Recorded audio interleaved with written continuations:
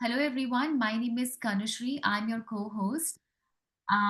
Before we dive into our SAT Math Masterclass, I'd like to take a moment to introduce you to the organization making this session possible. Let's Unbound. Let's Unbound is dedicated to empowering students across more than 25 countries by fostering STEM skills, life skills, and college readiness. Our mission is to help students achieve their life skills by 18 and life goals by 35 through personalized learning and mentorship. With programs ranging from skill development, gifted test, college prep to Ivy League readiness, Let's Unbound has taught over 4,000 students, conducted more than 125,000 hours of teaching, earned a global 4.9 out of 5 rating.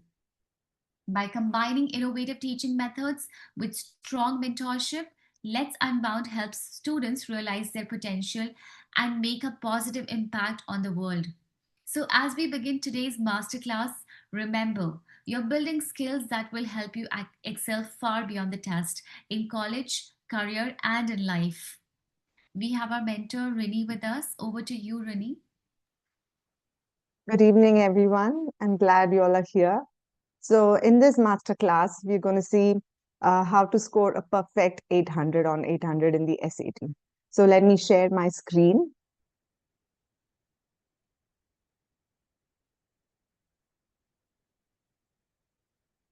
Yes. So, this is your digital SAT, and you have two modules. Your reading and writing comes first, and then after a break, you have your math. So, you have 32 minutes for 27 questions of reading in both the modules. And we all know two questions are for research purpose, right? So out of 27, 25 are graded. So it's counted for your marks and it's converted to out of 800. Similarly, in math, 22 questions are there, two are for research purpose. So 20 are graded and are counted for your score, right? So let's move on to discuss how you can get a perfect 800. So we will discuss the questions that appeared in the November SAT. So we'll be looking at certain questions. So these are the questions that we are going to look at today, right? You have one from linear algebra, non-linear algebra, yeah, mostly from linear and non-linear algebra. So this is what we are looking at. And always remember, whenever you're taking the test, don't go question wise, go as per your personal order of difficulty, right? So let's do this question, right? This is a pretty much easy question. We are all familiar how to solve this. However, you have variables in your answer choices, right? So let's read the question first. For each real number r, which of the following points lies on graph? So when you read the question, the first thing you need to do is annotate. Even in your SAT, the Blue Book software has an option to annotate, right? So you are going to highlight important part of the questions which you might usually miss out, right? So that says for each real number r, which of the following points lies on the graph of each equation? That means these should lie in each both of them, right? In the xy plane for the given system. What is a system? System is more than one equation, right? So you have a system of equations. Now let's find out. Okay. So how do you do it? So first, before you even begin to solve any question, the first thing I would recommend is to simplify. So you have the first one, which is already in its lowest level. The second one, however, is not in its lowest level. So let's simplify it. So what is common in both left and right side? So 5 is a common factor. So you can divide it. So if when we divide it, what do you get? You get 2x plus 3y is equal to 7. So, right? So this is your second equation and this is your first equation. So you just have to find out which point lies on this equation, right? So it saves your typing time on Desmos if you blindly do it. Remember to simplify before trying to solve it. So now let's put it in our Desmos. We need to find out which of the following points lie on this line, right? So we have our points given here. Okay. So now it says for each real number r, not for a specific real number. This is for every real number. That means whatever r may be, the point should work. It should lie on this line. That's the condition, right? So here, whenever you have variables in your answer choices, you can always plug in. The minute you see variables in your answer choices, you can plug in. So convenient value for r would be 0, right? So I can plug in 7 comma 35 in this equation, right? And see if it works. Do you think it works?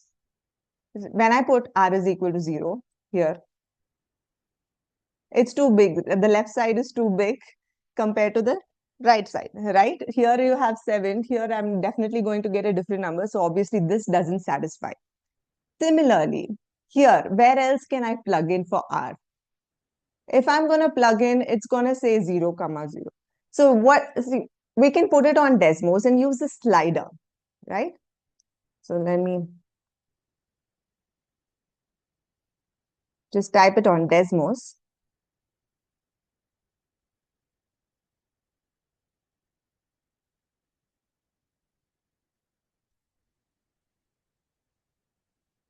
I'm just sharing my screen again.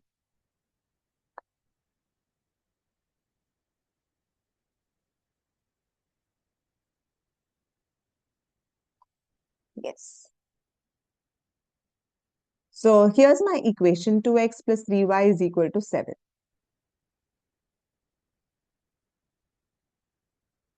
And I can plug in some of the values in the question. So here I have minus 3r by 2 plus 7 by 2 comma r, right? I can keep on plugging in. I can keep on plugging in here. If okay, we've already eliminated one option, right? The left side didn't satisfy the right hand side. However, let's try some more plugging in before we go to the Desmos. So what will be the if I plug in r is equal to 0, what will I get here? We will get 7 by 2 comma 0. Does it satisfy? Yes, it satisfies. Yes. However, when we plug in, you can't just plug in for one or two options. You have to plug in for all of them. Now, so here when I put r is equal to 0, 0 comma 7 by 3. Does it satisfy? Yes, it satisfies. Now it is satisfying for two equations. Okay, I can't stop here as well. I should continue doing the same. So 0 comma 7 by 2. Does it satisfy?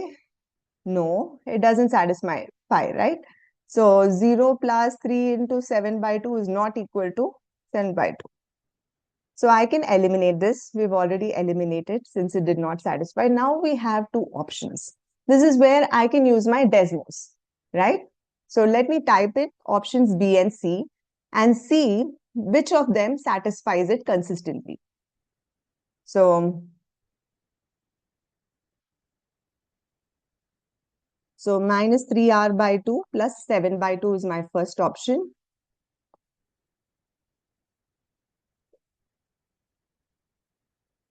Yes, minus 3r by 2 plus 7 by 2. This is my option A, comma,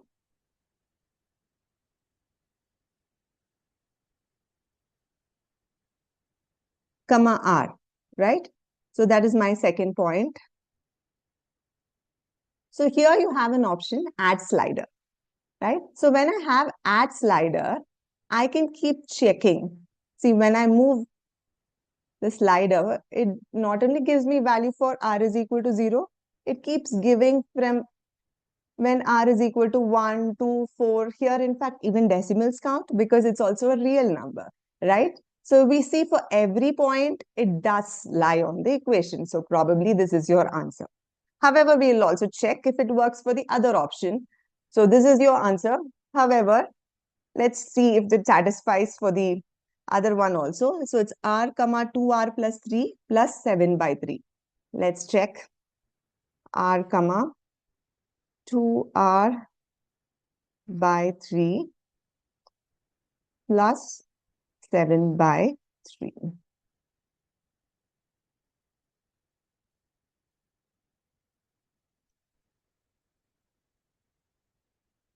Okay, now I'm going to change it. See, you see that? Okay, let me close this point. This point is outside. It doesn't work for every value of r, right? So obviously, we can eliminate this answer choice C. Okay, someone's typing in the chat. Any doubts? Yeah. Okay, I'll deal with your questions after finishing this question.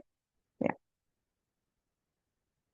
So now we can eliminate option C and select answer as option B, right? So when you plug in and you're left with two things that satisfy, here it makes sense absolutely to plug in it, to put it on Desmos and then see what works, right? So what is key is when you read the question, please underline for each real number, not just for one real number. Otherwise, most students, they would just mark this as the answer and move on, right? They would mark C or B, whichever they plug in first and move on. However, we know C is not the answer. It doesn't work for every real number of R, right? So shall we move on to the next question? So someone had just asked, is 2 weeks enough? It depends upon the amount of focused effort that you put. So if you're able to focus and put in your maximum effort, definitely it will be enough. It also, the question also is dependent on where you are. So when you take a diagnostic test and when you know where you are in your preparation, obviously that gives us an idea of where to start and how long will it take. Uh, okay, let's do the next problem. Okay, so this is, in this question, P is a positive constant. The sum of solutions is 20 by 3. Okay. So we have to find the solutions and add the sum. Okay. So we have, this is a polynomial of degree 5, right? So let's solve each one of them. Okay. So how do you find the solution of something? You equate it to 0, right? So let's equate the first one, 3x plus p to 0. So what is my solution? 3x is equal to minus p, x is equal to minus p by 3. This is one solution. However, what is given? Sum of the solutions is given. Now let's look at the solution here.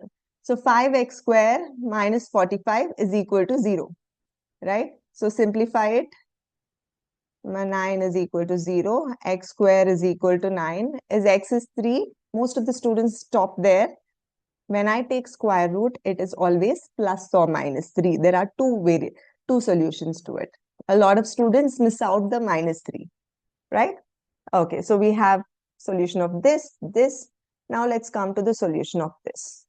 Okay, this obviously can be simplified to the lowest level, right? You can actually divide by 2. Okay, so you get x square minus 8x plus 3p is equal to 0. Always make sure to simplify to the lowest level before trying to solve it. And do you have to solve it? No. You already have this formula. When a quadratic equation is in this form, the sum of solutions is going to be minus b by a. So what is my b? My b is minus 8. My a is 1. Right? So here, minus of minus 8. So my sum of solutions here of this quadratic equation is going to be 8. Okay. Now, sum of solutions to the equation, the entire equation we are going to calculate. So here, what is the sum of solutions? My solutions were plus 3 and minus 3. So that gives me 0, right? This gives me x is equal to minus p by 3. So let me add. This is 0 anyway. So minus p by 3 plus 0 plus 8 is equal to how much? What is the sum? 20 by 3. So 20 divided by 3. Okay, so let's take it to the other side. 8 is equal to 20 plus p by 3. So let's take it this side. 24 is equal to 20 plus p. That gives me p is equal to 4. Right? This question looks very complicated, But if you do it one step at a time, you are able to solve it, right? Just get rid of the overwhelm and try to do it one step at a time, right? Let's go on to the next question.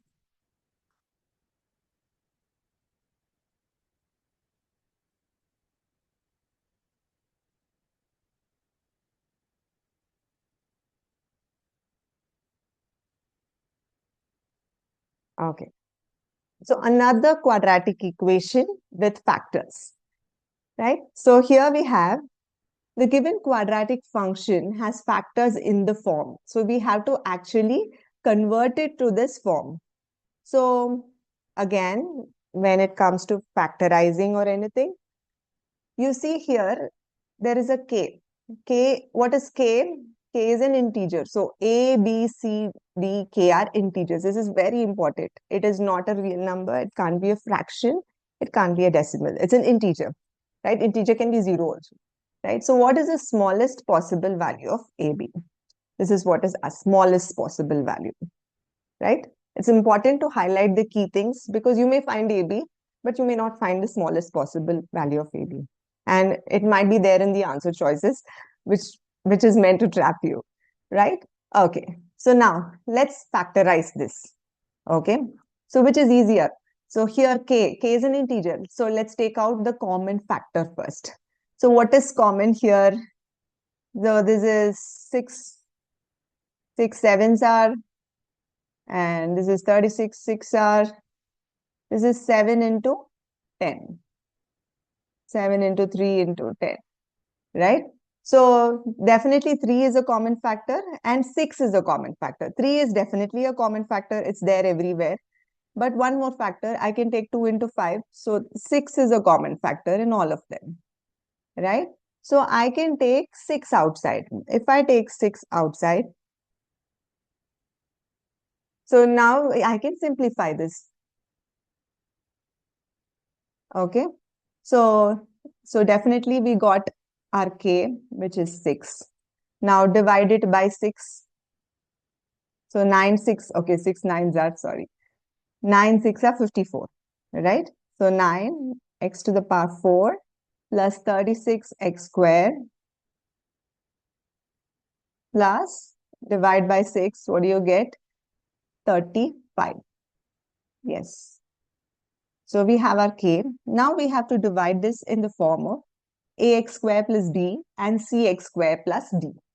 Okay, so how to do this, right? So now you can use this.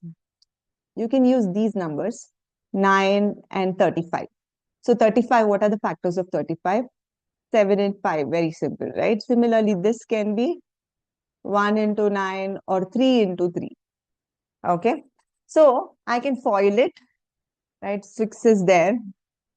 I can try to do, so if 3x square plus 7, 3x square plus 5. This is one possibility. Or I can also do it as 1 and 9. So x square plus 7 and 9x square plus 5. So let's see which works, right? 35, it's 35 in both the cases. This is, but however, when you expand this, right? So you get 5 plus 63. Here you get 68. So this is not working, right? Whereas here, if you do 6 into 9x square, here, when I take common, 3 into, so it gives me 9x square plus, so 15 plus 21. That gives me 36x squares. That means this is correct. So now, when I have done this, this is working when I have foiled it. So now, what is A? My A is 3, B is 7, C is 3, D is 5. So my AB should be 21, right? This is what most of the students will do. However, there's a catch. It could be any order. When you're multiplying two things, it can be 3 into 7 or 7 into 3, right? It could be anything. So what if this comes first, right? I can also write it as 6 into 3x square plus 5 into 3x square plus 7, right? In this case, my A, B, C, D. right? My AB will be 3 into 5, 15. So we have to list out every possible value. And what are they asking us? The smallest possible value. So obviously, my smallest possible value is 15, right? So here we got our answer. So what do? We simplified it to the lowest level and then factorized it and then found the smallest possible value.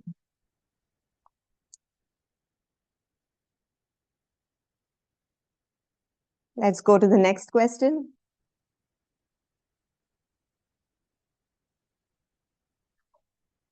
Yes. So we have another question. A graph passes, you have the equation given.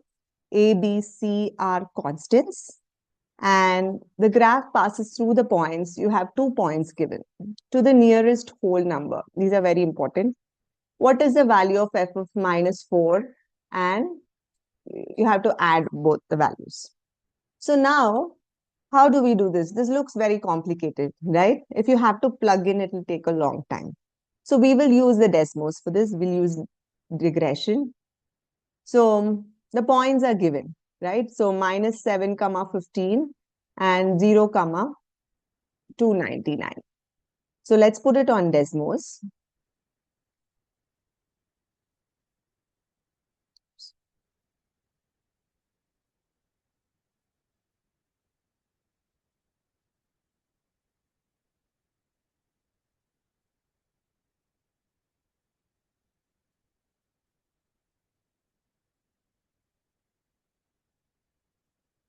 So I'm going to first put a graph, a table.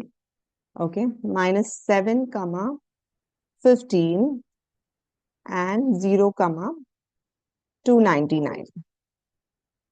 Okay, and then my equation is already given here, and my equation is this. So a into x plus 9 whole square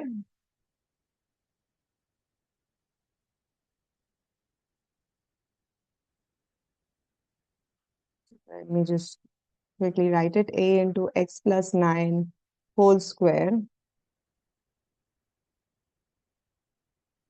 minus b and the whole thing into c.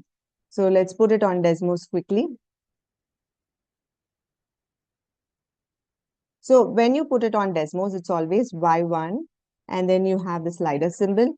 So a into x plus 9. Make sure to copy the brackets correctly, right? Plus 9 whole square minus b. So the a comes outside. And then if you notice the same thing, minus c.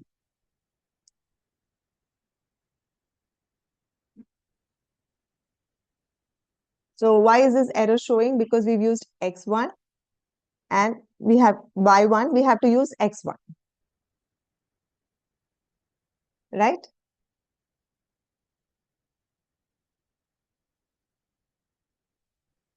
Now you see the parabola. Now, so now we have the values. You have the points here. You can see some of the points minus 7 comma 15 and 0 comma 299. Now, what are they asking us in the question? They are asking us, what is the value of f of minus 4 and f of minus 15? That is when x is equal to minus 4, right? What is f of minus 4? They are asking what is y when x is equal to minus 4. So now, when x is equal to minus 4, y is equal to 57, okay, 56 point something. Here they've given us clearly to the nearest whole number. This is very important. So we can round it to the nearest whole number. So this is 50, this gives me 56.7. So we can keep it as 57. And similarly, when x is equal to minus 15, what is f of 15? So this is when x is equal to minus 15. Here my x is minus 15. What is my y?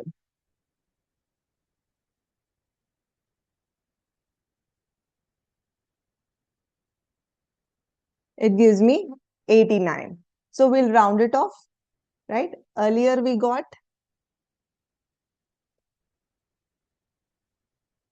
57, right? We got 57 and 57 and plus 89. So 57 plus 89 gives me 146. So this is my answer, right? So what did I do? When I have 2 points, we always put it on Desmos, and then you put x is equal to -4 and find the sum. They're asking us the sum again to the nearest whole number. So we approximate to the nearest whole number. Okay, so I can see someone in the chat. Yes. Okay, great. Let's go to the next question, the final question that appeared in November SAT. So far, we've done a lot of quadratic questions. Now let's go to exponential function, right? So an exponential function, the graph is also, the equation is also given. Let's look at the question. For the function f, for each increase, so for each increase in the value of x by c, okay, c where c is a positive constant, f of x increases by a factor of 27. Which of the following equivalent forms display 1 by c as a coefficient of x? Okay, the question looks very complicated, and you have all of them somehow, just by looking at the options, you know that it's an exponential function. So what is the standard function? So the standard form is y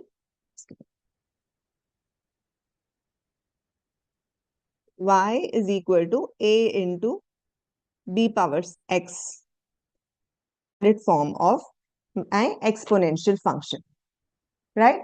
So now here it says for each increase in value of x by c. So whenever it changes, let me just make it easy to write.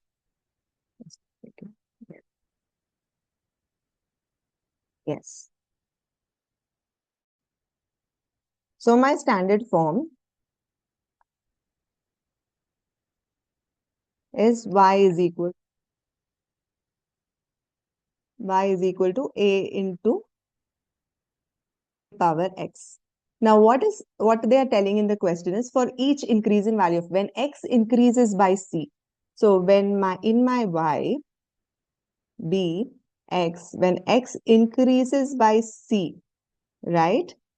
They are saying my f of x, what is f of x? That's nothing but y, right? My y will increase by a factor of 27, right? So when x increases by c, it increases by a factor of 27. That is, the multiplier changes. So your multiplier, so it is multiplied by a factor of 27, right? Now, which of the following equivalent forms of the function display 1 by c as a coefficient of x, right? So this is the question.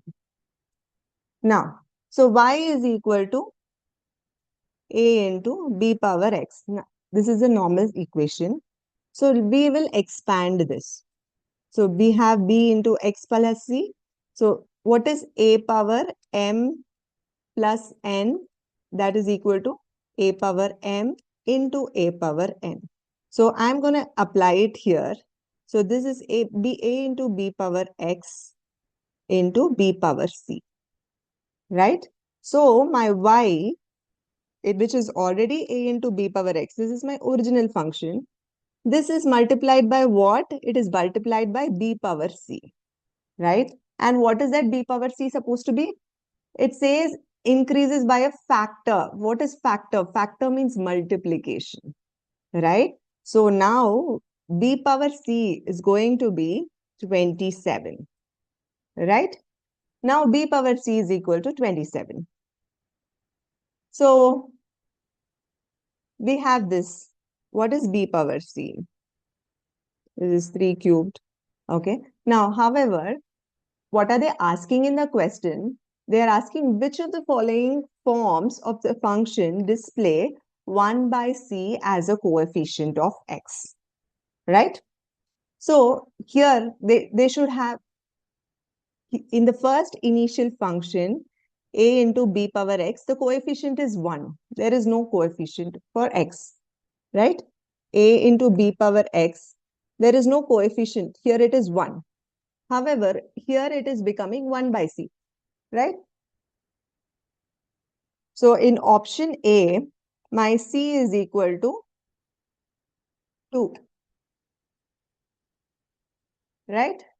So my c is equal to 2.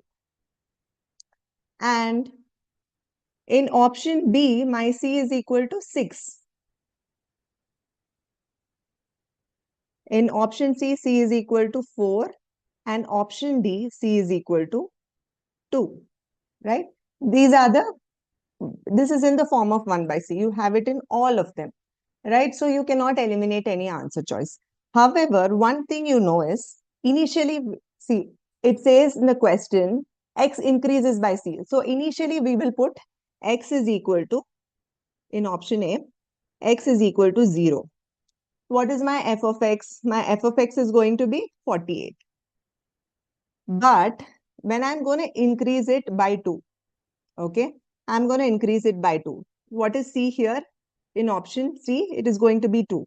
What does my f of x become? My f of x, I'm going to plug in 2 for x. So 48 into 3 power. So if my x is equal to 2, it is going to become 2 by 2, right? So 48, it is just multiplying by a factor of 3, right? So it is not changing at all. However, if I do it in the other option, let me erase all this so I can clear.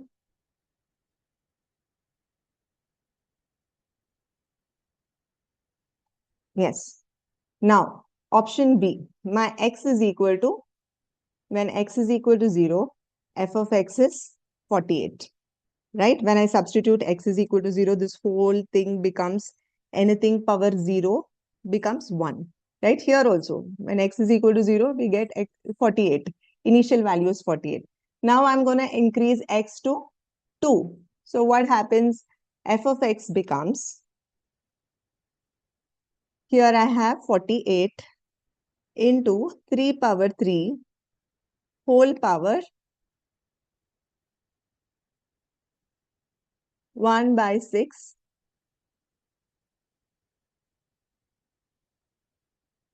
into,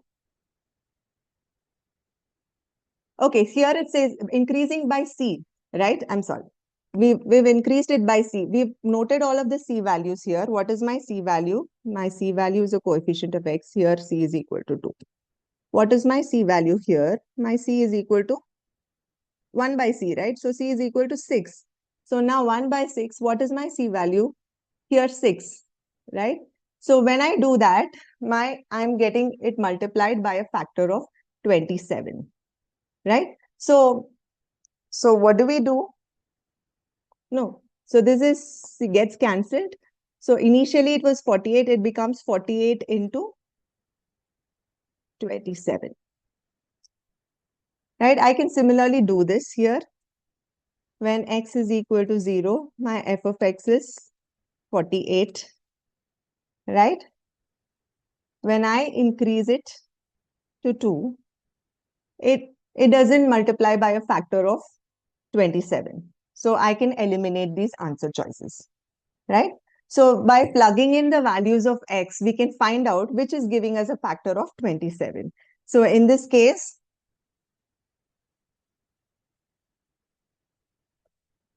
if I plug in x is, what is my x value here? X is equal to, my c value is 3, right? And when I plug in again, it doesn't give me a multiple of 7. So I keep plugging in. When x is equal to 2, here it changes by a factor of 27. So this is my answer, right? So this is how we use the exponential function, right? So I think I'm done with my set of questions. Any questions?